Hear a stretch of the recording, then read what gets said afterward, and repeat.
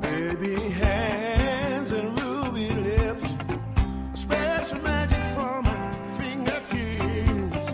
She could heal a nation with just a touch, make your soul cry without as much. Bring both the wellsprings on desert sand, walk on the oceans as tableland. She majestic, this you comprehend. The lady of love, dream of every man. I'm talking about love. Talking about love. Talking about love. Talking about love. I'm talking about L.O.V. Talking about love. I'm talking about love. I will walk a million miles over glass, my feet bare. Stare directly at the sun until blinded by the glare. Climb Everest the mountain, swim the deepest sea. If this woman I see would give her love to me, through bloodshot eyes did she call to me. But for my love, I would no longer be known. If you will love me, you can really say. But for a moment with her, give a thousand days. Talking about love. Talking about love. That's what I'm talking about. Talking about love. Talking about love. Talking about love. Talking about love. Let's take it home now. Talking about love. Talking about love. Talking about love. It'll make a blind man talk about seeing again. Make a crippled man think about dancing again. I'm a man in love, this you already know. And for my baby love, I will walk through the rain and the snow. Can you ever love me? Who can really say? For my baby's love, I can never walk away. Come on and play. Yeah, yeah.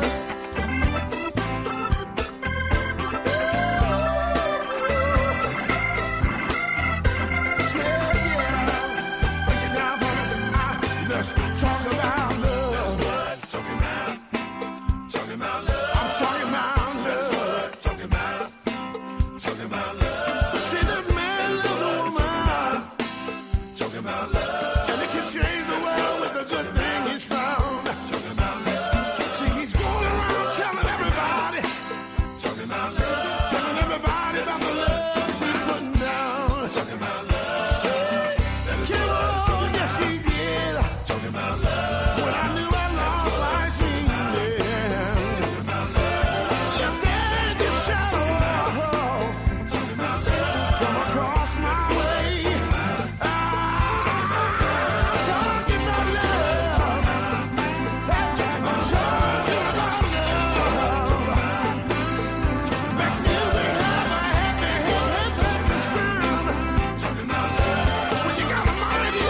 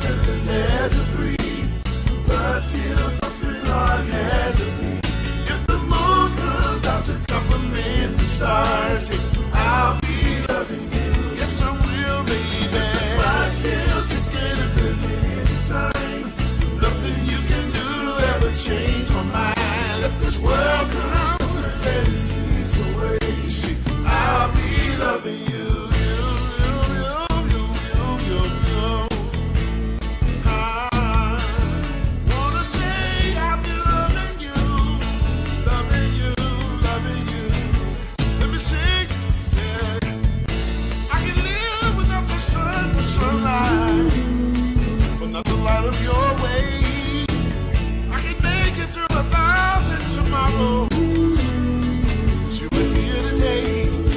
Let the titans clash on this land of ours. All I move, earth to Mars. It won't matter, I know you are. I'll be loving you.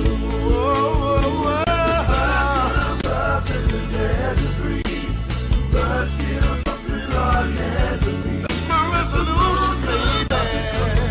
The stars, I'll be loving you. Oh, oh, oh. I'm still ticking at this any time at all. You can do everything for mine. So let the world come, don't let it cease away. I'll be loving you. The sun comes up and the air to breathe, but still something Lord has a beat. If the moon comes out to compliment the stars, I'll be loving you. Give me shame if the clock's still ticking at the any time. Loving you can do everything for mine. So let the world come, don't let it cease away. I'll be loving you. I'll be loving you. Yeah, I'll be loving you. I'll be loving you. Yeah. I'll be loving you. I'll be loving you. I'll be loving you. I'll be loving you. I'll be loving you. I'll be loving you. I'll be loving you.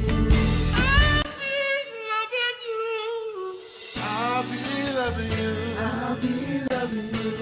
I'll be loving you. I'll be loving you. I'll be loving you.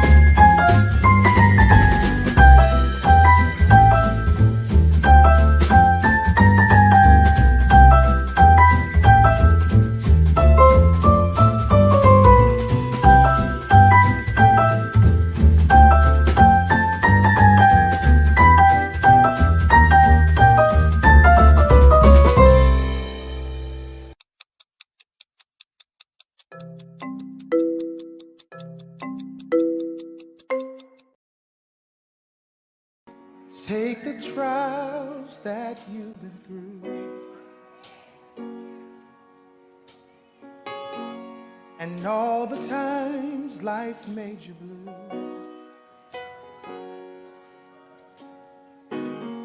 Search down deep within yourself.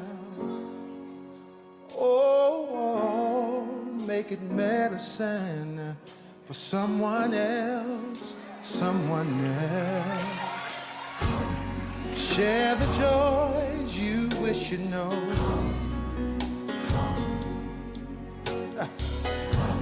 Hold on to the tears that you shed.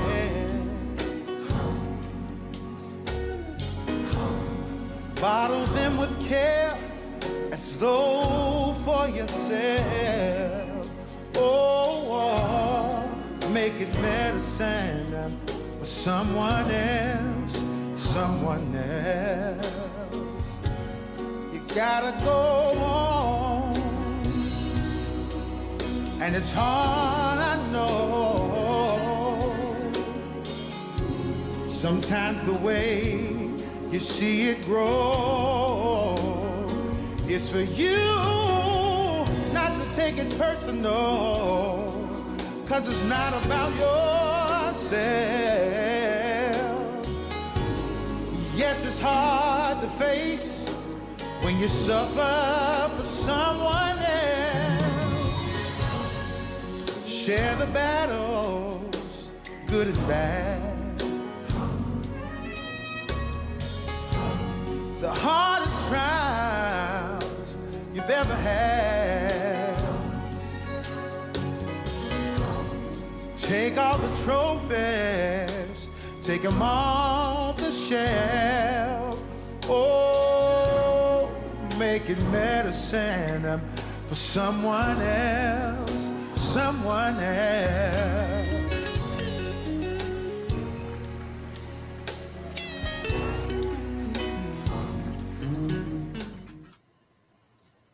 It is a privilege and an honor to see you all again tonight. We are back for night 2 of the virtual telethon. We weren't able to get on last night, but we were able to get on tonight, and I'm glad to be here with you. I think I can take the banner down that says we're about to start, because we've started.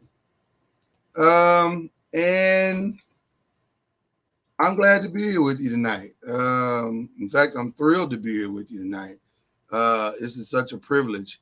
And I want to thank you guys, because we're off to a good start. For one night that we've done it, we finished the night at $1,100, and now we're at $2,100.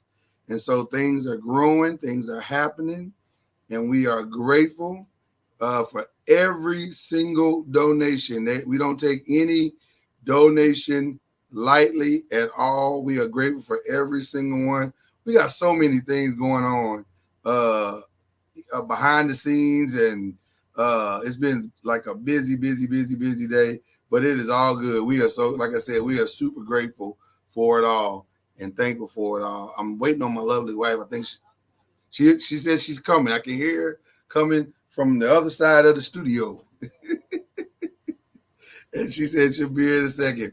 But let me give you guys some background information while you're waiting. While you're waiting to hear from us, as they say. The background information is real simple. We have a documentary that's coming out that we're going to start filming on here soon, called The Last Note. And it is a powerful, powerful piece of film. And I say start, but we're really going to finish out The Last Note, because we've been working on it for quite some time now. Now we're ready to really get into it.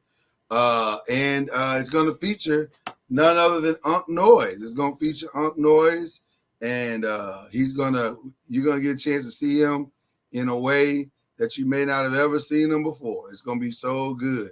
But I'm excited about what that means and what you're going to witness in seeing him. And it's going to be great. And we on Saturday, I think Mama Noise and I did a good job of making you familiar with Unc Noise and all of his wonderful music. But now we want to make you familiar with Unc Noise. And some of you have not heard Unc's voice or seen Unc's face in a year, right? Well, we're going to rectify all of that. So, uh, um, uh, we want to show you in just a few seconds an interview that we did with Unc, bringing everybody up to speed, and he's going to tell you why we're doing this documentary. He's going to take you into where he is today and what happened and how it happened and how he got there. I know a lot of you guys got questions as to what's been going on with Unc. You're about to find out. So this is the definitive exclusive interview for each and every one of you to hear exactly what's been going on with Unc Noise, aka Shake Anderson. So I'm excited for you to hear all of this. I guess, listen, Mama Noise, why don't I go ahead and start the interview, and then that way you can jump in afterwards or whatever. So I'm going to go ahead and start the interview. I'm not going to keep everybody waiting because I know you want to see this. I know everybody's wanting to kind of know what's been going on, what has happened, what's his status and all that good stuff. And so we don't want to just keep everybody in delay on that. We want to go ahead and get it going. So you hear? Look, she ready now. Hold on, let me get her on the screen. There she is, Mama Noise. Can't see you, but that's okay. Go ahead and say what you need to say, Mama Noise, while I set everything up. Oh, wow.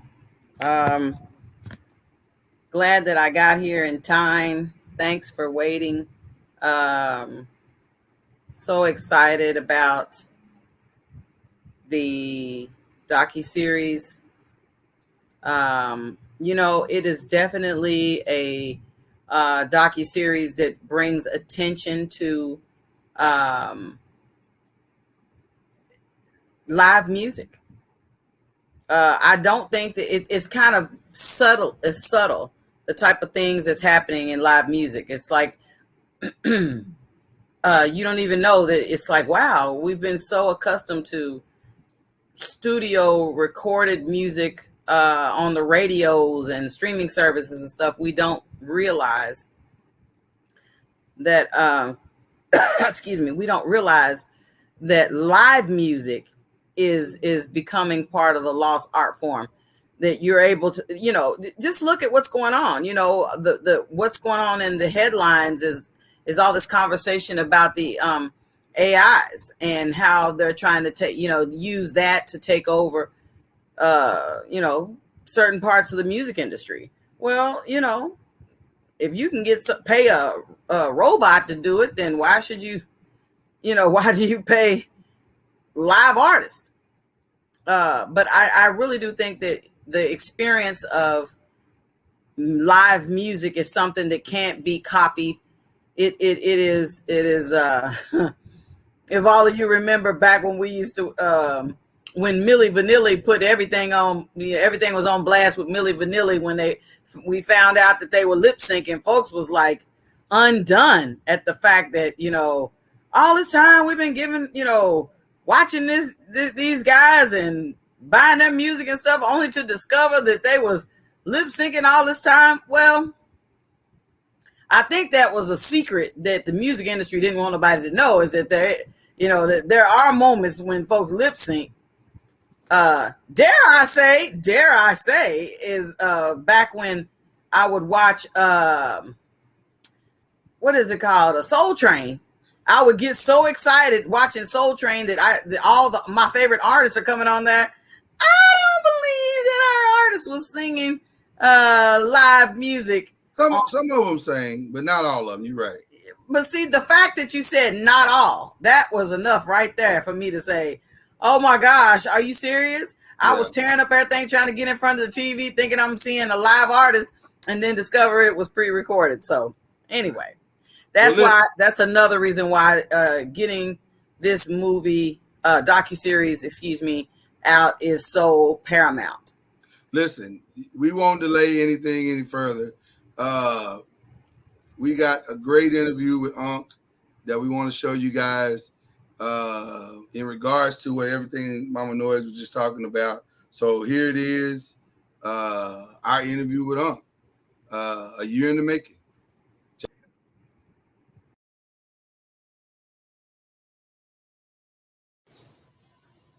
Well, it is a privilege and an honor to have this brother, and I do mean brother in every sense of the word, here with us. I'm not going, because this is going to play across multiple platforms. Uh-huh. I'm not going to assume, though they should know, I'm not going to assume that everyone knows who you are. So I'm going to say this is my brother, Sheikh Anderson, but I'm going to let you introduce yourself as well. So tell them a little bit about who you are and what you've done and all that good stuff.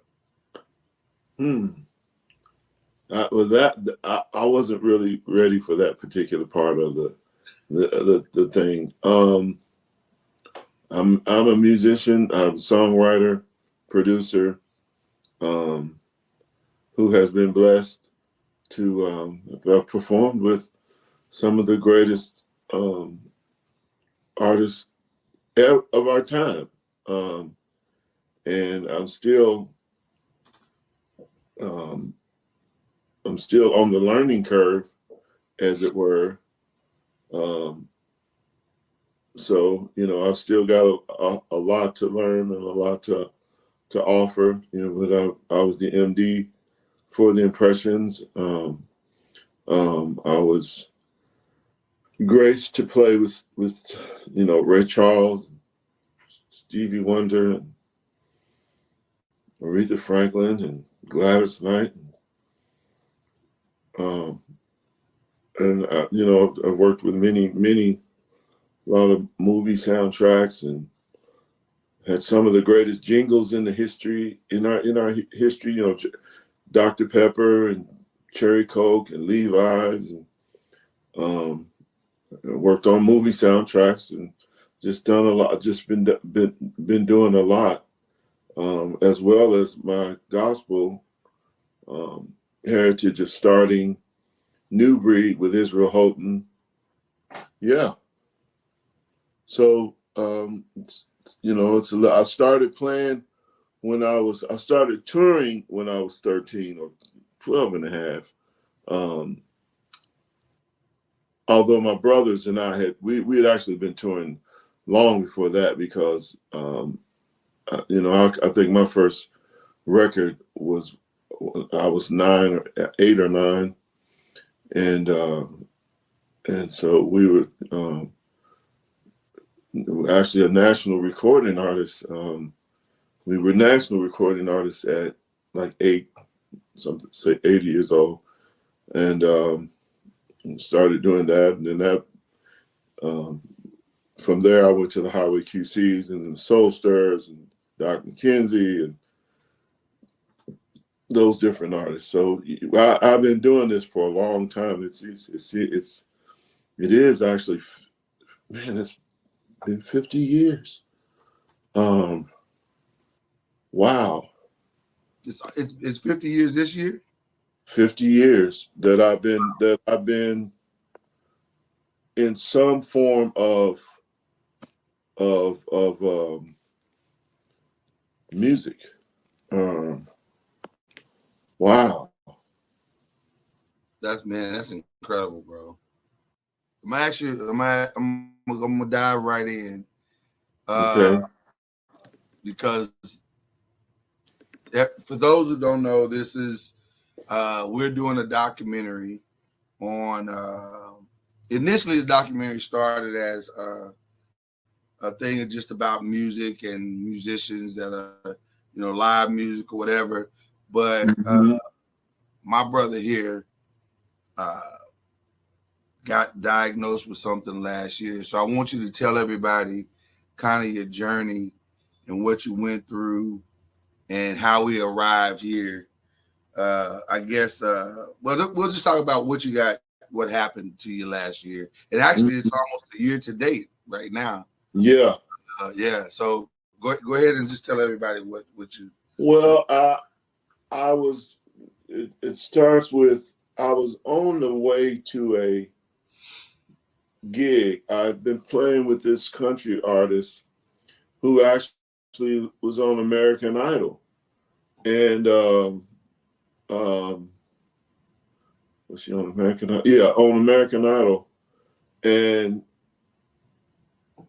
I was on my way to a gig, just feeling regular, but I noticed I hadn't felt regular. Like I was losing, I would say, my speech. Like a lot of my speech was departing from me, and there was a fog happening. So and like most of the times I was traveling, I would go with my wife and my son because they would help me, get through the gig and everything. And so we were we were on our way to this particular gig, and my wife observed me driving in a way that I normally don't drive. I'm a very good driver. But she had noticed something and didn't like the way I was driving. So she had suggested that I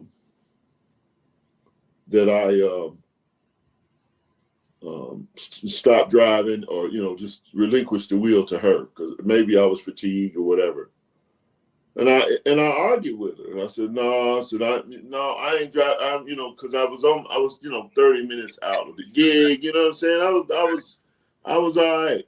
Right. And she said, no, you're not driving. And then I noticed, she noticed the way I was parking. It seemed odd to her. So, because I pulled into the gas station, but I didn't want to be on pump number 13. I just don't like pump number 13. I'm the same way. You know what I'm saying? I want a 3 or a 7. Yeah. You know what I'm saying? And so she didn't understand that. But anyway, to make a long story short, she refused to ride with me any further. So of course I had to and I had mentioned to her that I was losing my words. I was losing my speech and cognitive, some of that stuff. Now I had mentioned that to her maybe 2 or 3 days later. I was literally losing my words. I had, and so, but rather than seem ignorant or idiotic or whatever, I just didn't talk. So anyway, she insists on driving. I argue with her. We might have yelled or whatever back and forth, which I've never yelled or anything. And then she insisted, well, here's the deal. If you gotta go, if you're gonna go to the hospital, emergency room. And I knew it was really bad then. But anyway, I went with the hope of being able to do the gig. I was just, well, I'll only do it if I can do the gig. Go to the emergency room and they found, I described them as symptoms of a stroke, but they found that I didn't have a stroke, but they immediately rushed me to this was the hospital in Cleveland, which immediately rushed me to the hospital, by the ambulance, and scheduled surgery for the next day. And it was a brain tumor that they found. It was a pretty good brain tumor. And and then they found that it had metastasized. It's metastasized from my kidney to my brain. And then there was another spot that was the thyroid. And so it's since then, I still haven't gotten, I will say, I've got maybe 65%, 70% of my speech and my cognitive reasoning. Now, one of the reasons is I'm on a steroid. Well, I'm on three or four steroids now, but one particular steroid, it definitely induces like brain fog, and you don't have all the clarity of speech, and a lot of times you don't. That's one of the reasons I haven't been doing the shows, because a lot of my reasoning, even if I could understand the question, I didn't always have the answer, and I didn't want to appear to be, just didn't want to appear to be ignorant or a dummy or anything like that. So I just I haven't been on as a result of that. And then the other thing was I was subject to. They make me tired. They make me really drained. And then the last part is they've since found one in, I think it was December, found another tumor on my brain. And then they found another tumor in February, I believe, which is, and they treated those two with radiation. But now I'm determined, I have what is determined as chronic cancer. And they still don't know where it's metastasizing from, because all of these tumors come from somewhere else or some other organ. So they still don't know what that is. And then as a result of that, I had a seizure. So then I couldn't drive anymore.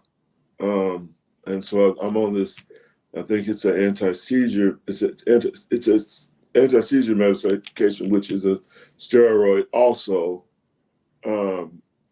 And so it's, it's been pretty much downhill since. And my, I purposed that I wanted to get some things done before I checked out. And I don't know how much time I have. I'm not making out that I got, less than a year or anything like that. I don't know. I really don't know. But I know that I know right now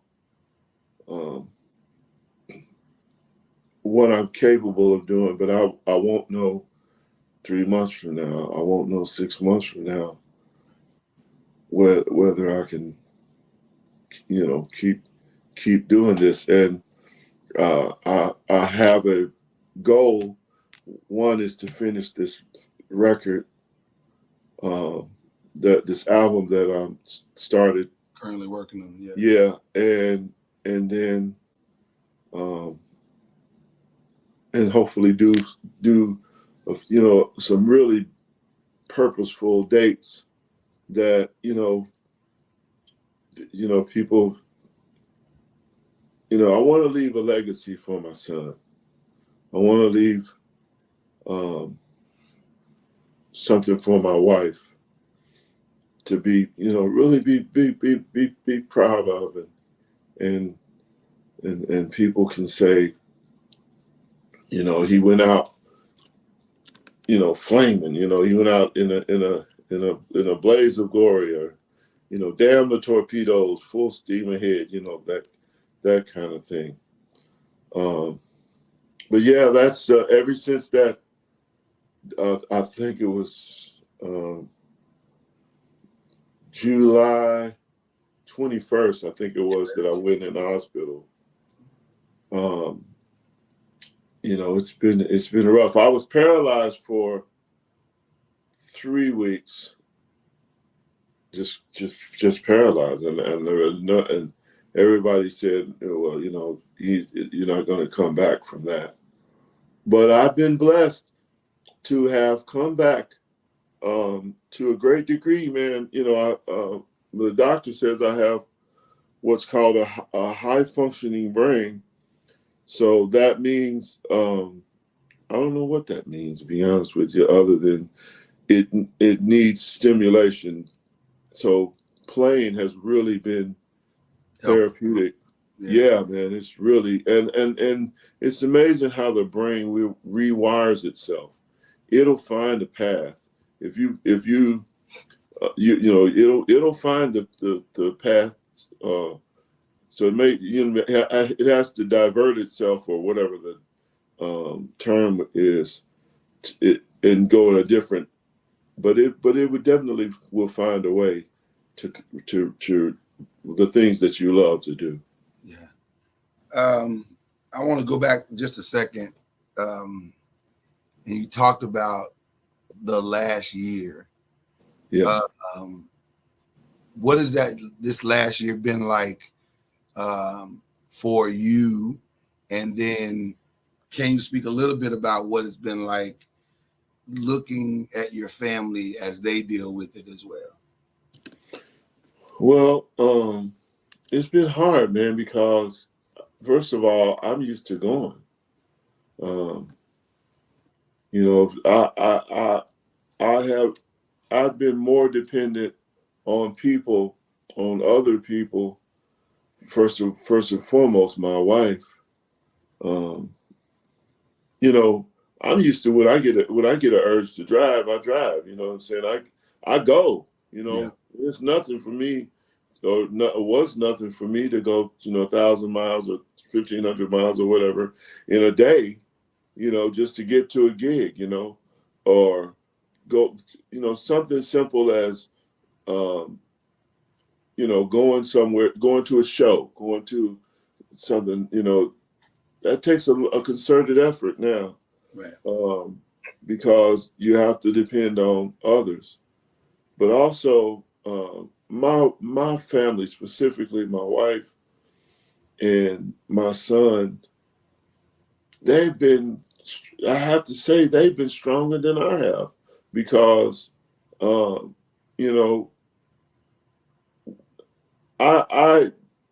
tend to or I have tended to break down kind of easy. Not in self-pity or anything like that, but in the idea that, man, I don't have long to do this. I don't have, I feel like I'm definitely, for what, I feel like I'm at the end of it. But again, that's just not to say that God can't change the circumstances, or say that he won't, because God, I've certainly been through enough health challenges, Right. I've been through Right. the ringer when it comes to health, because I spent almost a year in the hospital in 2004. Right. And then the devil came back and tried to pinch me in 2011, and then now this has happened. So yeah, I'm well acquainted with suffering and stuff like that, and I've actually found it. I found that I was blessed to be able to go through it, because Paul says, "Oh, that I know you in the fellowship of your suffering." He says it that way. And I never understood that until here recently. I really got it. Yeah. But yeah, my family has been,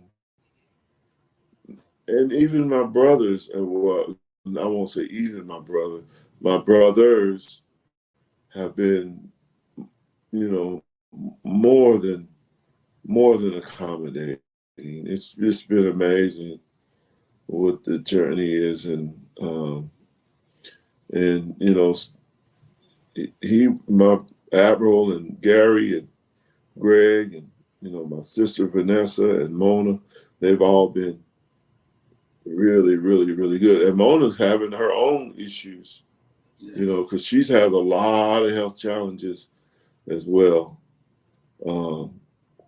But they've been really, really accommodating, man. I mean, extremely accommodating. So you know, my strength is, to be honest with you, is my family and friends. My you know, you, Ken, and Dwayne. You know, I can't say enough about him. Metcalf,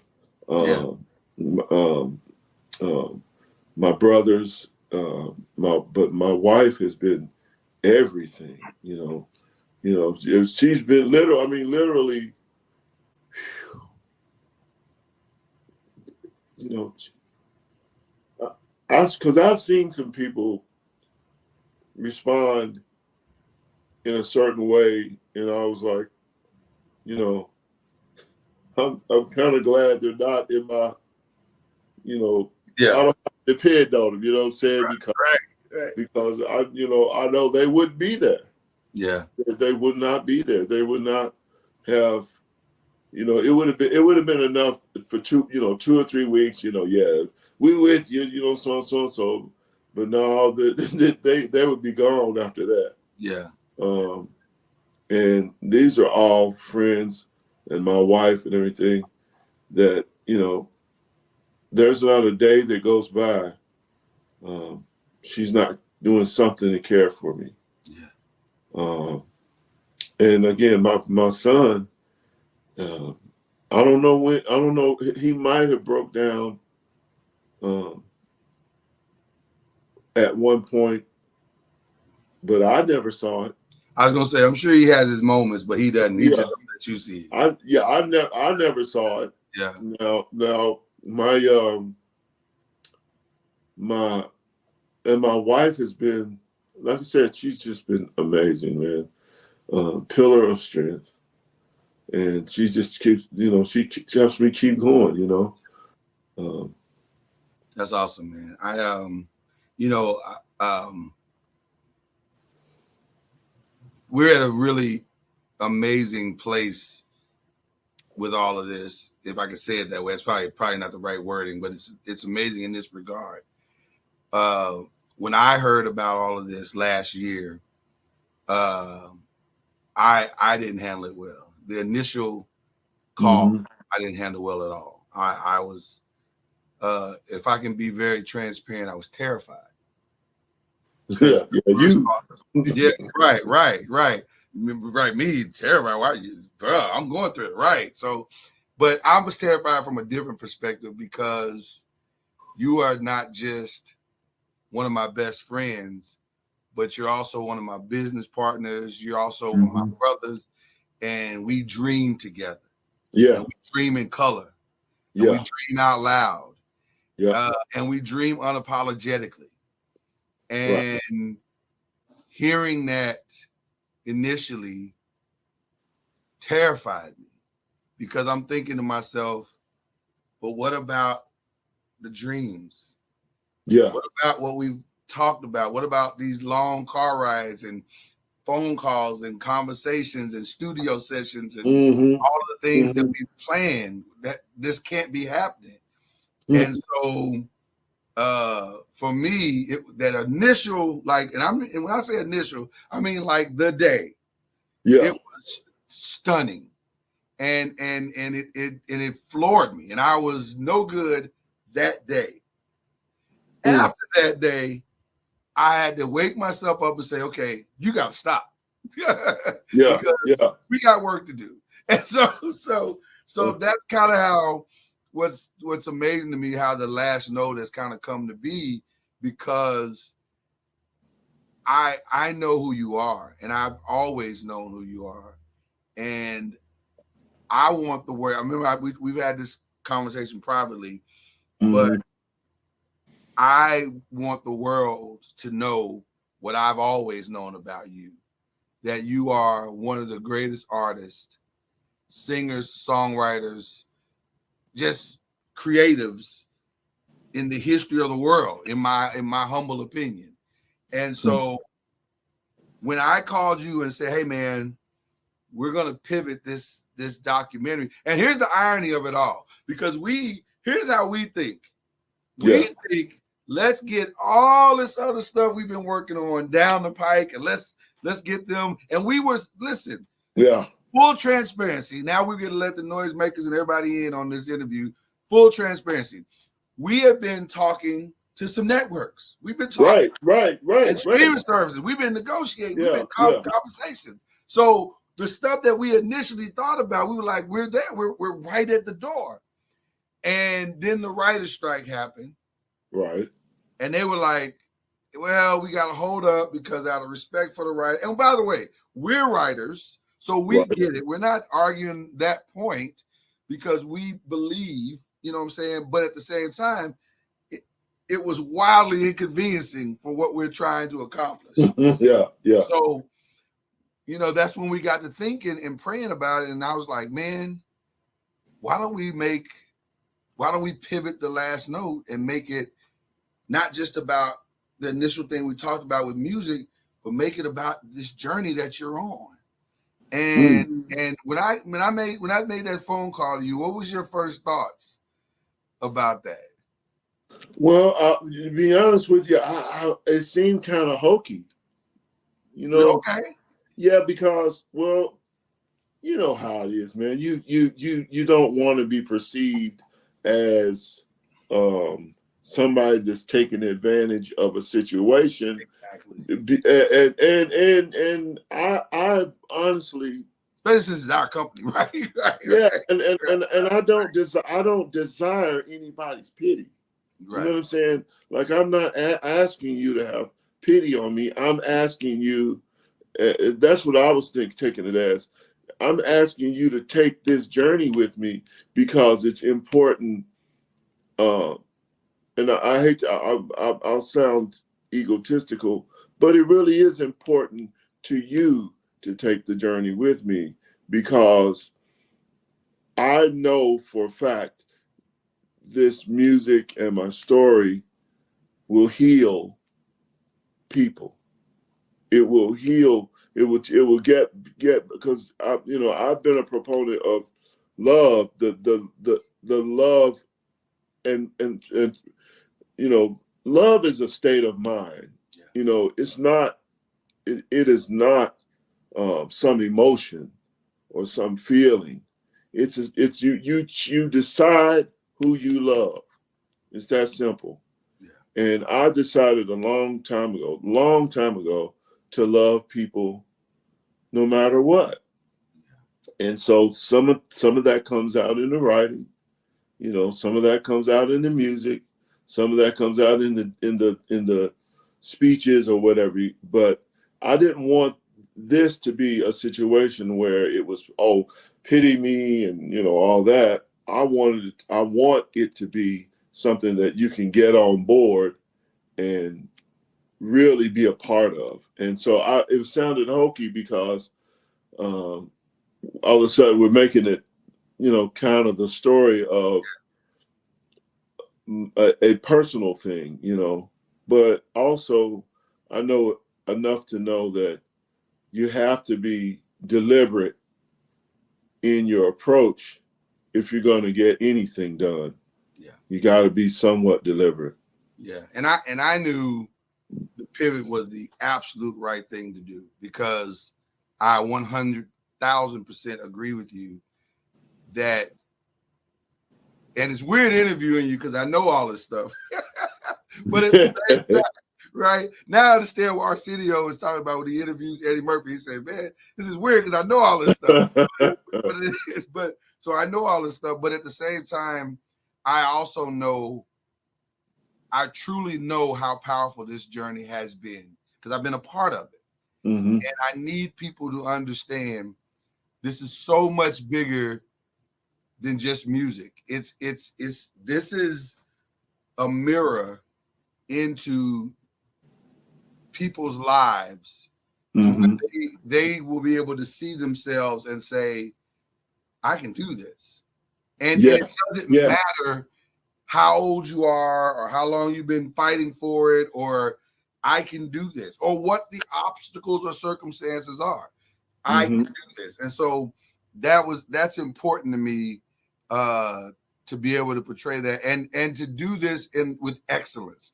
So, which is one of the reasons why we started the fundraising, the campaign, and all that stuff, because I wanted to do this with excellence. And there's just some stuff that we have planned and some people that are on board that we won't talk about now, but we're going to get into it soon. But you know they are. But they want to see this done in excellence as well. So when we're asking people to do whatever they're going to do, it's not that we're asking because we're just asking because it needs to get done, because right. It needs to get done. So I'm not going to belabor that part, but I do want to ask this one final question for you. What are you hoping people take away from this docuseries, The Last Note? Well, you actually already said it, and that is, it's never too late. I was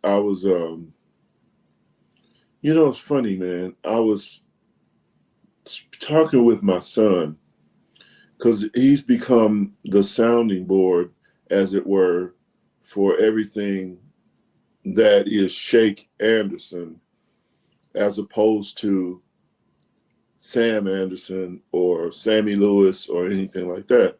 He's become the and he said something to me,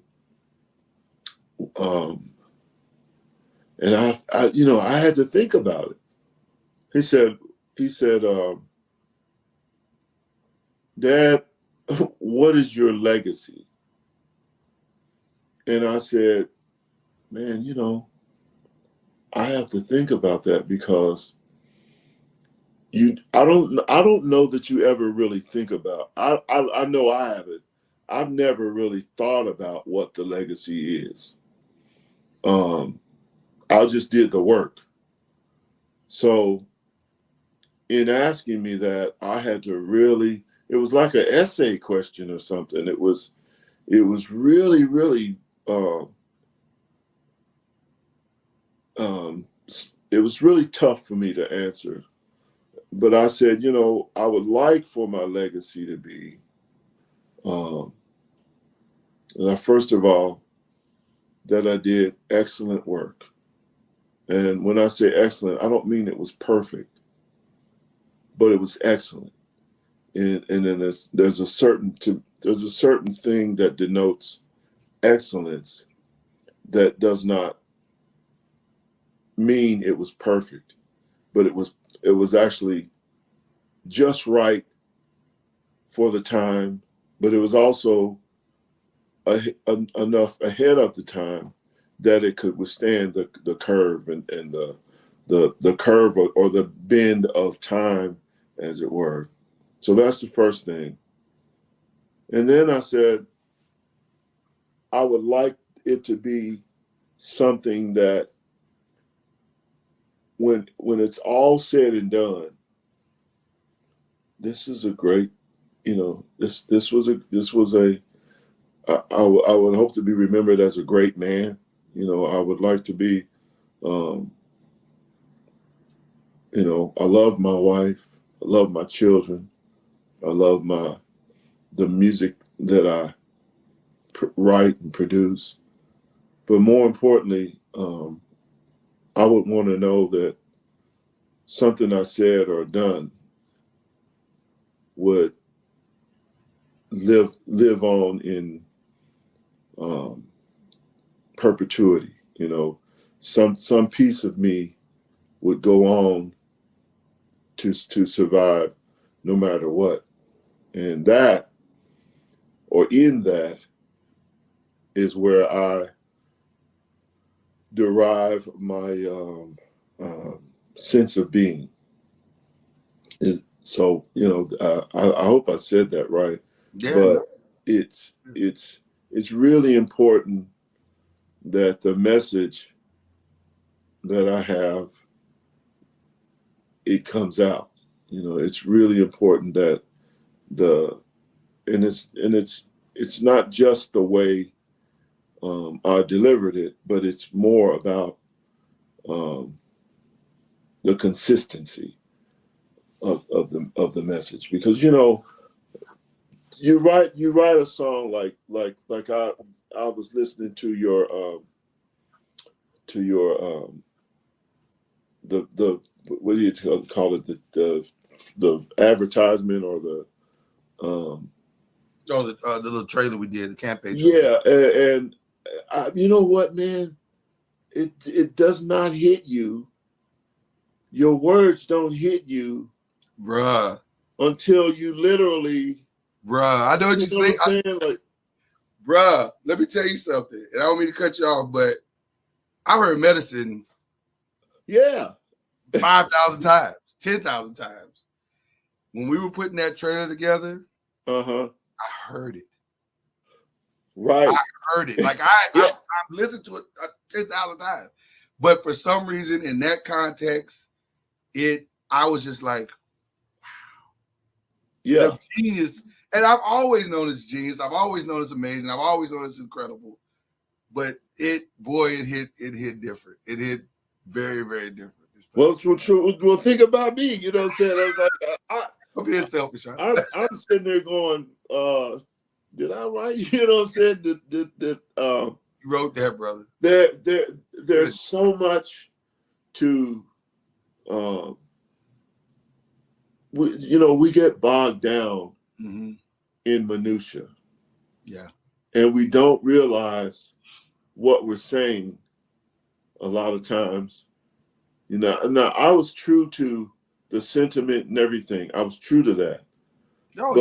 But I did not know, there was no way to really understand what was coming. You know what I'm saying? Like, exactly. There's no way to know what I would be facing with today. Yeah.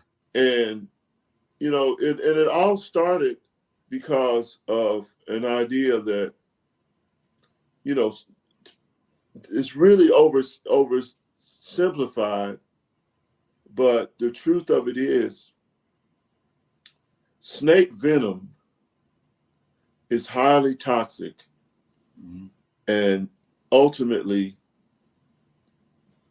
deadly. But that same snake venom that can kill you can literally cure you. Yeah. And in the right context, it's absolutely, you know, some people literally take it just to, you know, whatever reason they're taking it, whatever. But the point is, the very thing that can kill you can make you stronger, can make you live, you know? Yeah. And I was writing behind that sentiment, not even thinking, not even, you know, you had the same reaction I had when I was putting the trailer together. I was like, oh my God, this thing is going full circle. Like it is. Yes. Really full circle. I'm first of all, and let me just say this. It is an honor to be charged with the responsibility to direct this thing. This will be my directorial debut. And I'm so excited that this is the first project, because it needs to be. The world needs to know what I know. They need to know it. And I'm tired of them not knowing it. And I cannot wait for the world to see and hear who you are, the way that I've always known you. And so this is a true passion project. and I'm excited about everything about it. Yeah. But let me just say thank you for doing this for the noisemakers and for everybody who will watch this. And I pray that you guys will go and because we're scheduled to start July 1st of next month, like so Right. Saturday when we're supposed to Right. start. So we want to hit our goal, and any amount that you can give is appreciated. If it's Right. $10, $5, $1, whatever you give, 1,000. appreciate it. 2,000. Right? Thousands is spelled THOU. Say it. Yeah. And so whatever you can give, please give, and we appreciate it. But more importantly, Shake, I appreciate you telling your story to everybody. I know it's not easy to do that in the midst of it, but I appreciate you doing this. I think it's definitely better coming from you than it is coming from me. And I appreciate the transparency by which you spoke as well. So thank you for doing this, bro, big bro. I appreciate you. There it is, ladies and gentlemen. No longer have you heard it from the grapevine. You have now heard it from the grape, which is one of my favorite sayings. I appreciate Unc for doing that. And just being real candid with everybody. And listen, now I can full disclosure you, and Mama Noise can full disclosure you some things as well. Where my hat at? I feel naked without my hat. Okay, there we go. I feel now I can kind of share some things from my heart as well. As much as it has been difficult for I don't know what to do about that, Mama Noise. It ain't on my end, it's on your end. If y'all hear feedback, put it in the chat for me. I actually don't hear it, but that doesn't mean it's not happening. Mama Noise may be right. Take the try. We don't need that right now. Okay. I was gonna say, because you interrupted my thought. What's my thought? Oh, as much as it's been, a challenge, a tremendous, overwhelming challenge for the Anderson family. It ain't been a picnic to watch it either. And one day we'll get into the whole details of what we have been doing behind the scenes. But I will tell you this, one of the reasons why we pivoted the way that we did last year going into this year is because of what we were trying to do in concert with Unc Noise. We really are trying to help in every way that we can and trying to bring some things together so that we can help relieve like just a lot of the stress and the burden, and that Unc can focus on the fight. He's in a fight, y'all. Cancer, for those of you who have family that have gone through cancer battles or whatever, it's a real battle. It's not for the faint of heart. And you got to really bring it in order to get through it. And one of the strongest ways that you quote unquote bring it is your mind got to stay right. Your mind got to stay all the way right. So he has done that. And we're so proud of him. I'm so proud of him. And I'm so proud that he wanted to do this. Full disclosure, I kind of had to talk him into it a little bit. You heard him say it a little bit like, well, I didn't want it to be selfish. Man, it ain't selfish, bro. This is just the reality of your circumstances. And I think we should tell your story. And that's how I felt about it. And so I'm glad we're here. Listen, just like he said, all you got to do to donate is go to this website, type spot.fund/the last note, and you can donate, and no amount is too small. Right now, we are currently at $2,100, $2,100, and we are so grateful for those donations. And we believe that it's all going to come in. We're only trying to raise 25 grand. We're only, as they say, we only 25 grand short. We just 25 grand short.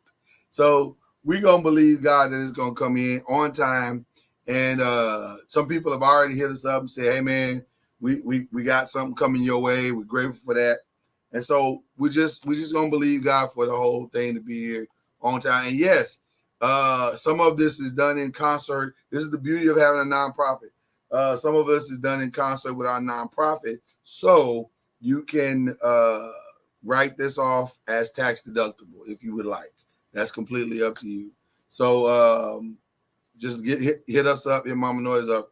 We'll get you the tax, whatever tax information that you have to write it off as tax deductible. So, Mama Noise, you got any thoughts on what you heard from our brother? It's emotional. Yeah, you've been emotional all day, if I can be honest. You've been emotional all day. Yeah. Yeah, and listen, I don't want to act like I'm Billy Bad, but Billy Bad but don't sound right. Billy Badass, I've been emotional too. I'm emotional about it as well, but I don't have the luxury to be like perpetually emotional because the work got to get done. So I gotta kind of put my feelings aside and just focus on the work and getting the work done. And that's what I've been trying to do. So far it's worked well doing that. The work is getting done. So I'm grateful. I'm petitioning to all the noisemakers, those that normally tune in to Talking Noise, Uncorked Wine, the Five, all of our shows on all of our platforms.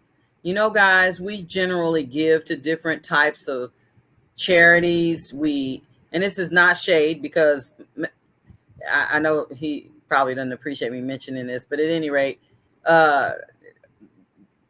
Mr. Noise and I had been in ministry for 20 years, and we've given to many a function, many a event, many a conference, many a workshop, many times to people that we will never see. We just showed you here on this platform, Sheikh Anderson and his plight of what he wants to leave as a legacy for his son and wife. And we want to help him do that with the last note, to be a part of that. I'm not saying it's all over. I'm saying to be a part of the legacy. Because right before your eyes, live music is like, you got to search it out. The live music that we see, or should I say that you probably seen recently, was at one of these funk fests. This is not shade on the funk fest, but I'm saying one of these festivals of groups and stuff from in the past. You're like, where are the ones that are coming after them? Where are they? Where are the Sheikh Andersons that are coming after him? And all the artists like him. Yeah. So, I don't have to tell you that every time you turn on the news or something, they're talking about the AIs is trying to do whatever to the music industry and all that type of stuff. Bothering you? That's the second time you mentioned that tonight. Well, it is disturbing because you already knew that once lip syncing got exposed. Now you're saying, man, I really want to hear somebody's gift other than church on Sunday morning. Yeah. Well, I'll say this. I truly believe in my heart that this documentary and the story that we not only tell about live music, but more importantly to me about Unc Noise is going to start, hopefully be a catalyst for change in music. And hopefully there'll be some kids that'll watch this and then they will get together and be like, man, we need to get together and form us a band. I play tuba and you play the piccolo and you play the bongos, and I play the kazoo. Let's put a band together and see what happens. Whatever. The bottom line is, we just want to see live music come back in a big way. So, but the way you can help, if you're I'll take Uncle Noise's last comment.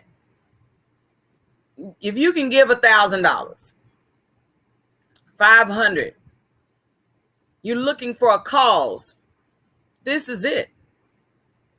Yeah. This is the one to give to, so we can see the manifestation of a part of Unc Noise legacy. Amen to that. Yeah. You say, man, I don't have 1,000, I don't have 500, but I bet you got 5,000 friends. Yeah. On Facebook. Yeah, we didn't tell you how you had to give. I mean, listen.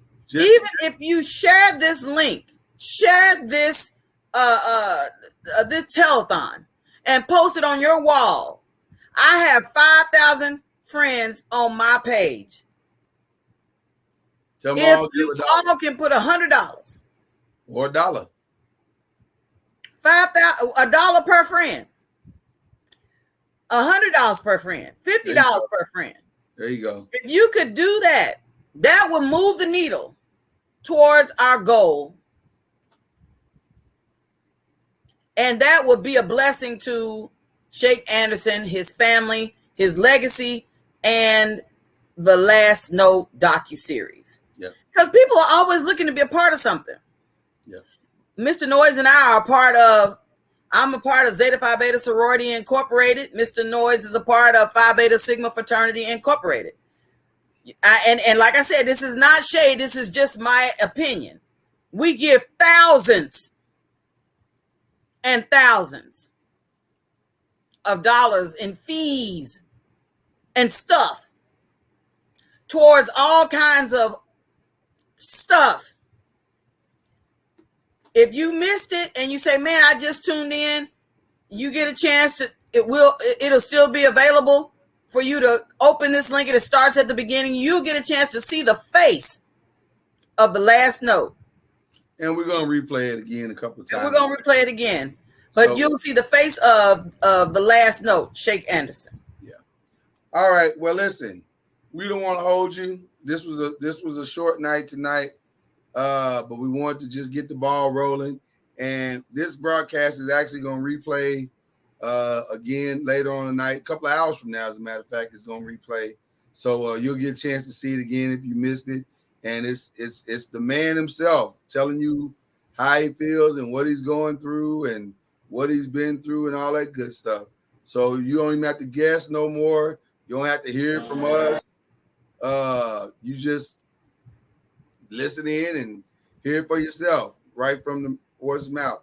Also, if you're on TikTok, do us a favor and go like our post on TikTok about the Last Note.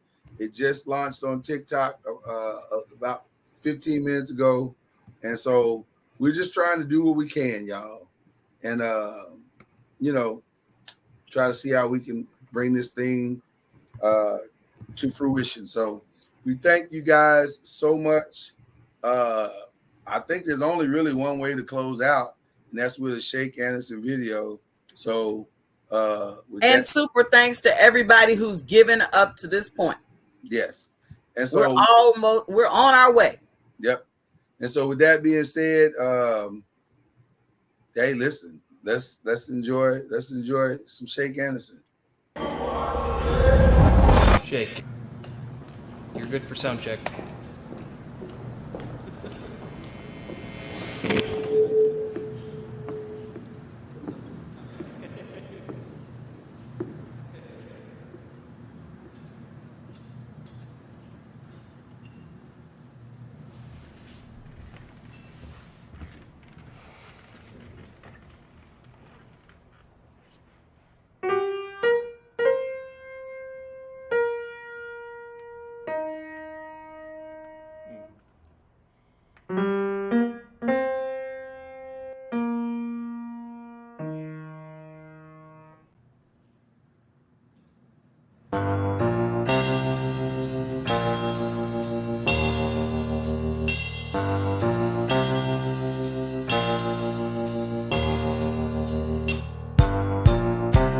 When you love hard from the start,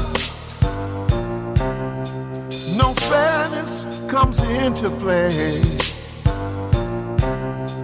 There ain't no amount of ours that can give ease when she's away. Over and over, you're asking your mind, but doesn't she feel what's felt within? 1 o'clock to 3 o'clock, now it's 4 a.m. and love ain't coming back again. Baby, the sun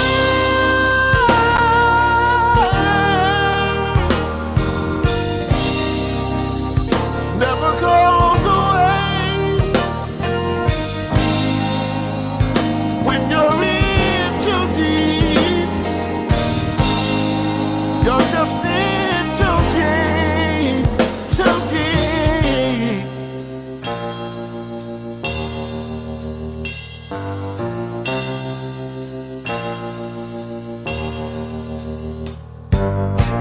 And now you think you'll never be good enough. How dare you dream of love that way? You don't think you'll ever hold it again. True love is never coming your way. Baby, the sun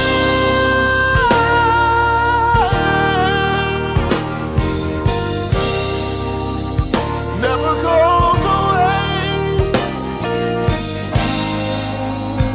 When you're in too deep,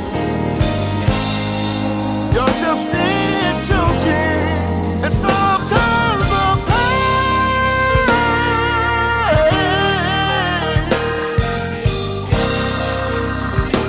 is there to stay. There's a blotch on your heart, a terrible blotch on your heart. Baby, the stain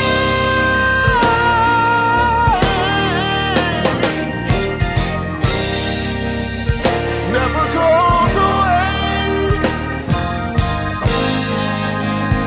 When you're in too deep, you're just in too deep. There's a stain on your heart. Oh yeah, yeah, yeah, yeah, yeah, yeah. There's a blotch on